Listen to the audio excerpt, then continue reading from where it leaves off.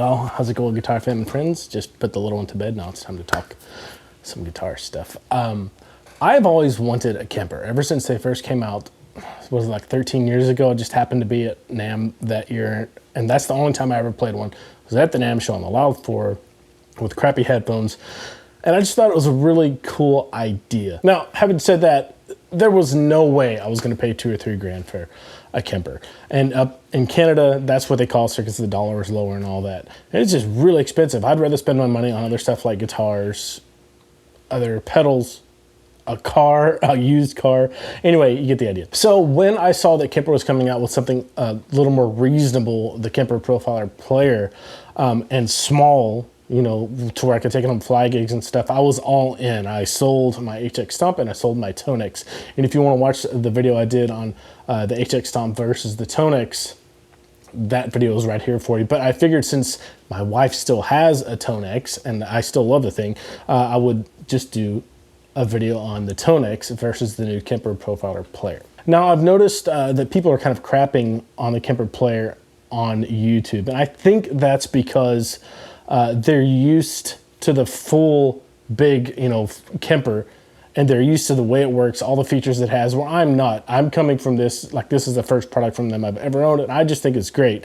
I'm not seeing all the limitations that I might have if I would have owned, you know, the Lunchbox or the rack-mounted Kemper. Another thing that I'm hearing is that people are upset because there are only 4 blocks where you can put stomp boxes like delay, reverb, drive, compressor, all that, and 2 of them are before the amp and 2 of them are after the amp. Now, unless you're a really heavy user of effects, I don't find this to be an issue. As a matter of fact, that little snippet I was playing before, I wanted 2 delays and a reverb. All I did was I put one of the delays before the amp, 1 delay after, and then the reverb after. And I think most people would be hard pressed to find or know that that's what's happening there. So it works for me if you're a little more heavy on the effects for your sound. That might be an issue for you, but we'll talk about that more as we go along with this video. So what we're gonna do is just look at Tonex versus Kemper. We're gonna look at some sound examples that they're from previous Logic sessions that I have the direct guitar recorded, and I just ran it through Tonex, the plugin, and direct, and then I reamped it through the Kemper. So the sounds that you're hearing are from the Tonex plugin and then reamping through Kemper. Now also what I'm gonna do is I'm gonna give you my opinion on these 2 units since I've had both of them, and I really like both of them too. So take that with a grain of salt. It's just my opinion. That and $5 will get you whatever coffee you want at Starbucks. But I welcome you to leave your opinion below on, you know, what you think of each of these units as far as kind of workflow and then as sounds too. All right, let's go ahead and get into this. For these tones, I tried to match the profile on the Kemper and then the Tonex as closely as I could with the models or the amp models available to me. Here you go.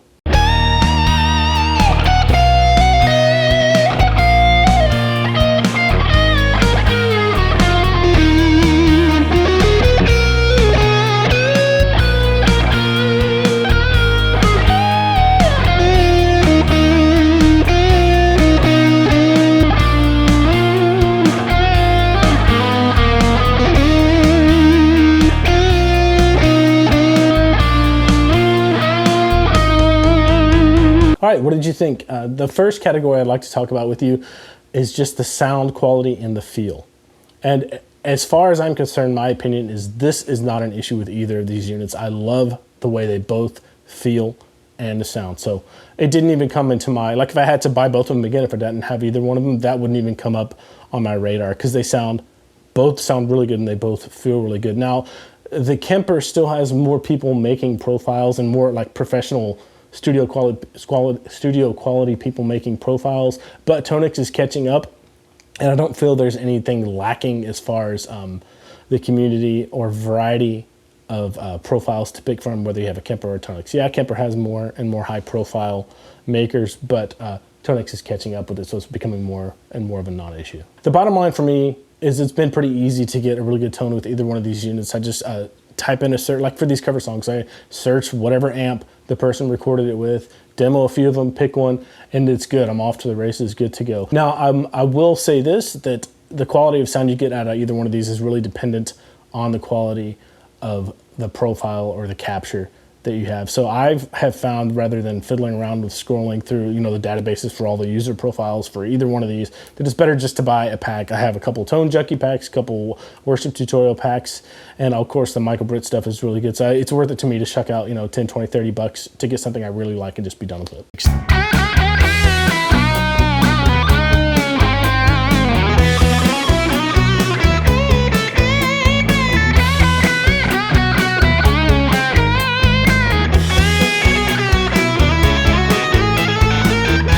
All right, the next little point is which one should you buy and what are the pros and cons of each? Now, I cannot tell you which one to buy, but I can say this. I don't think it comes down to sound or feel, like I said in the last section. I think it comes down more to workflow and what you're using it for. You know, do you need something small that you can grab and go and only have that one thing in your gig bag? If so, the Kemper might be better. Do you like using, okay, for example, do you like using a lot of external pedals and want to use it only for an amp? You love your delay, you love your drives, and just want to use it for an amp, then Tonex might be the way to go for you. Chelsea has her Tonex on her board, and she has a full pedal board that she likes to reach down and actually turn her knobs. She loves her pedals, right?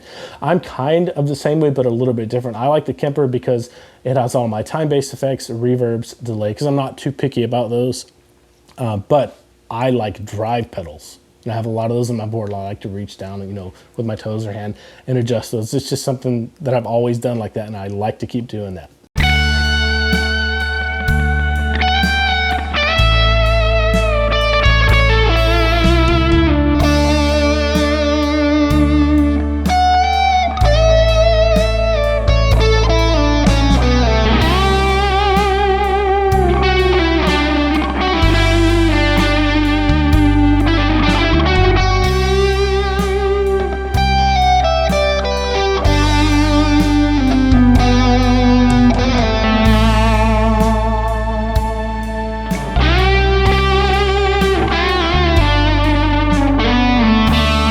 All right, let's go through this list of pros and cons for both units. For the Kemper, I would say that it's an all-in-one unit. If you only want that one thing and you need to go to a gig, you can do that with this. You're covered with all your drives, delays, compression, reverb, all that stuff. I would say another kind of advantage of the Kemper is it has more profiler options just because it's been around longer, but the Tonex is catching up, so you know, you can kind of take that one with a grain of salt.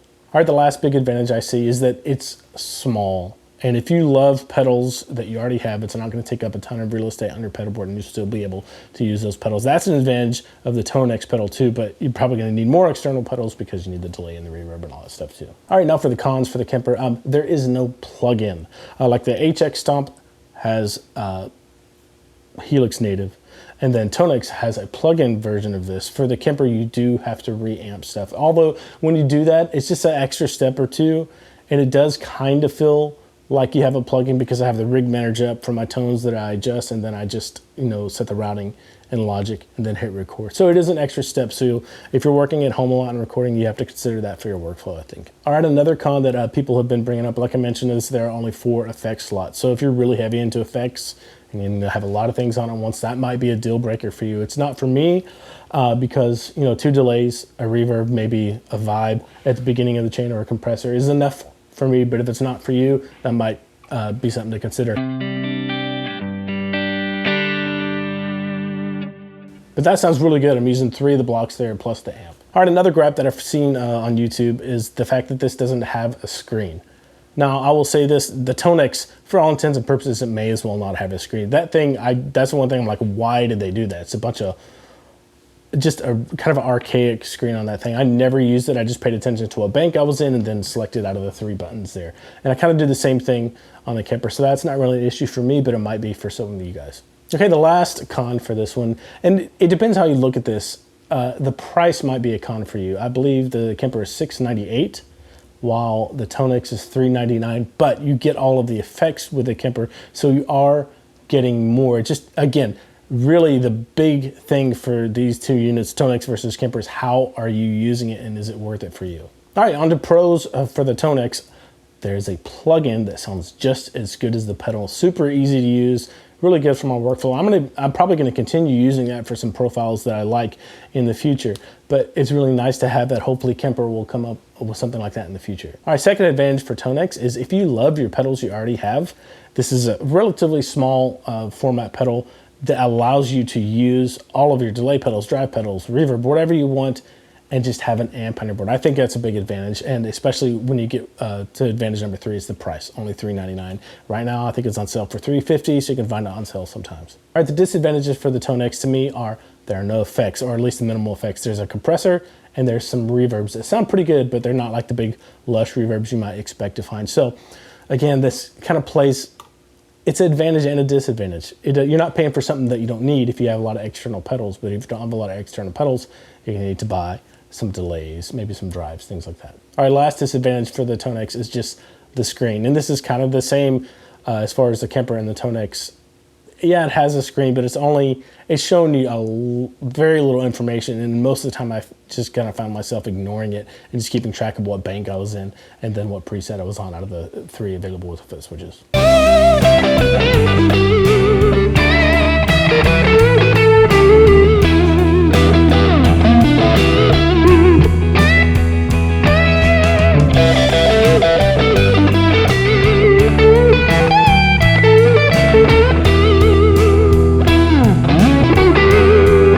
All right, just some final thoughts on some miscellaneous areas. The editors for both of the Tonex and the Kemper, I really like a lot. The Kemper is a little more straightforward and cut and dried, so it's not as fun and exciting, but it's very functional, very good, very easy to use. It's easy to pop in to the rig exchange or whatever they call it and find the tones that you like or buy some and import them. It's really good. The same thing with Tonex. It's more graphical in nature, so it's a little bit more fun to play with, and they just give it a big update, so it's a lot better now than it even was earlier. So that's kind of apples and apples there.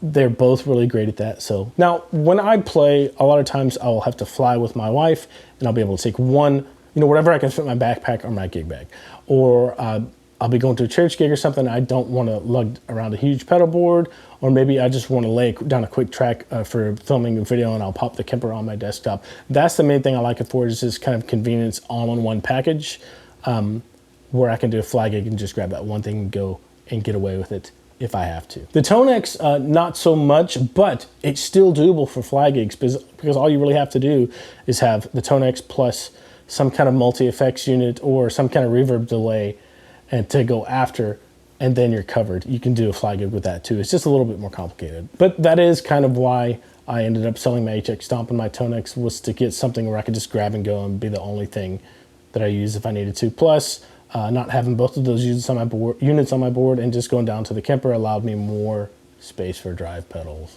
So, and kind of on that note, I really do think that IK Multimedia Tonex needs an all-in-one type of thing. I don't know if they're ever going to do that. I kind of expected it this past year at NAMM, but it didn't come about, so I went and bought this Kemper instead. And if it comes out in the future, IK Multimedia, if you're listening, I will buy that. Other than that, I was surprised at how easy reamping was with Kemper. I thought it was going to be a giant pain in the butt, so I was a little skeptical, but it ended up being pretty easy, so it didn't inhibit my workflow too much, and I could still get all the sounds that I need to do. Really divergent videos like the ones you saw in the playing clips for this video. So let me know in the comments below, which one of these do you prefer and how do you use them? One last thing I'll say is a lot of people are saying, does this feel like old technology?